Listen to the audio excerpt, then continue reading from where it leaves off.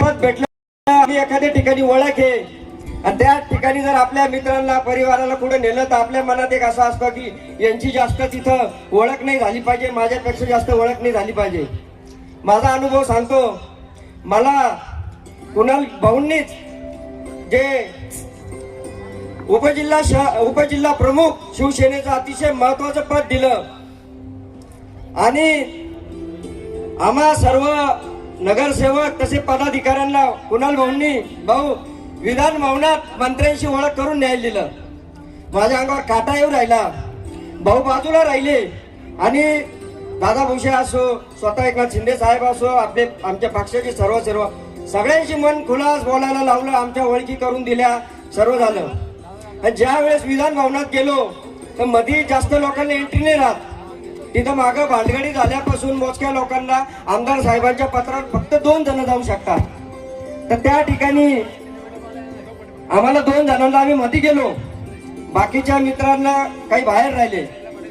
भाऊ त्या ठिकाणी तुमची जी तळमळ चालली होती, एक साधारण जो मुलगा जसा वागतो त्या पद्धतीने कुणाल भाऊ इतकी का बाहेरचे जे आपले पदाधिकारी राहिलेले आहे, या आमदाराला भेट, त्या आमदाराला भेट, सभापतींचं लेटर घे आणि त्यांना मध्ये आणण्यासाठी त्यांचे इतके प्रयत्न चालू. त्याच वेळेस किशोर भाऊ स्वतः दरवाजापाशी गेले पदाधिकाऱ्यांना आणायला आणि माझे फोटो घ्यायचे होते तिथं काही मंत्र्यांसंग. मी म्हटलं फोटो कसे घ्यावात, तुम्हाला सांगतो. कुणाल भाऊनी द्या तो मोबाईल माझ्याकडं. आणि कुणाल भाऊ, मी म्हटलं नाही भाऊ ते अरे म्हणे मला हेच काम असतं, मी कोणाला इथं घेऊन आलो ना, त्यांचे फोटो मी स्वतः काढतो. हा अतिशय मला माझ्यासाठी अनुभव आगळा वेगळा होता.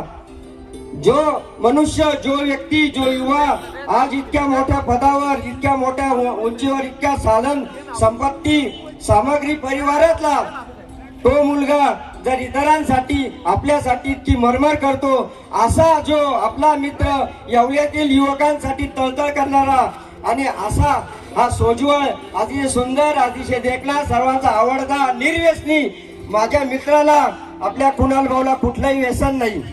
ते कुणाल भाऊ का म्हणून नाही भावी येवल्याचे आमदार व्हावा हे मी तुम्हाला विचारतो. सांगा कोणाची इच्छा आहे कुणाल भाऊ येवल्याचे भावी आमदार झाले पाहिजे? त्यांनी वर बोट करा. भाऊ कॅमेरावाले 1 मिनिट कॅमेरा फिरवा आणि पहा आमच्या तुमच्या मनातला भावी आमदार हा माझा मित्र अतिशय सोज्वळ मनाचा आहे, अतिशय दिलदार मनाचा आहे. मी अंतःकरण पूर्ण सांगतो.